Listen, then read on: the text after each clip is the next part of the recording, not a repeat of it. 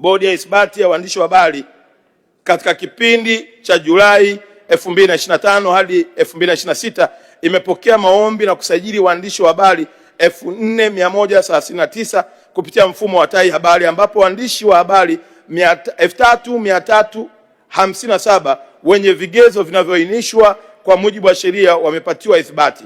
Malalamiko 14 ya uvunjifu wa maadili ya taaluma ya habari yameshughulikiwa. Mheshimiwa Spika, Wizara kupitia Bodi ya Ithibati ya Waandishi wa Habari imeandaa mwongozo maalum, na naomba nisome vizuri taratibu. Mheshimiwa Spika, Wizara kupitia Bodi ya Ithibati ya Waandishi wa Habari imeandaa mwongozo maalum wa kisheria utakaowezesha wanahabari wakongwe walioathiriwa na mfumo wa ithibati kurejea katika mfumo rasmi kwa kuzingatia masharti ya sheria huduma za habari sura namba 229 ambayo ilitungwa kwa ajili ya kukuza taaluma ya uandishi wa habari kwa kuweka mfumo wa kitaasisi utakaosimamia sekta ya habari.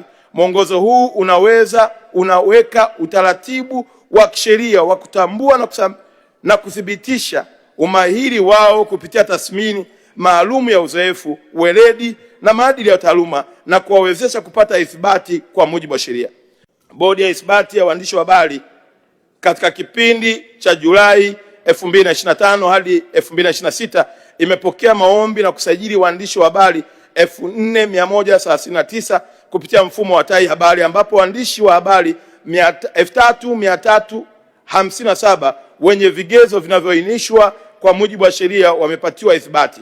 Malalamiko 14 ya uvunjifu wa maadili ya taaluma ya habari yameshughulikiwa. Mheshimiwa Spika, Wizara kupitia Bodi ya Ithibati ya Waandishi wa Habari imeandaa mwongozo maalum, na naomba nisome vizuri taratibu. Mheshimiwa Spika, Wizara kupitia Bodi ya Ithibati ya Waandishi wa Habari imeandaa mwongozo maalum wa kisheria utakaowezesha wanahabari wakongwe walioathiriwa na mfumo wa ithibati kurejea katika mfumo rasmi kwa kuzingatia masharti ya sheria huduma za habari sura namba 229 ambayo ilitungwa kwa ajili ya kukuza taaluma ya uandishi wa habari kwa kuweka mfumo wa kitaasisi utakaosimamia sekta ya habari.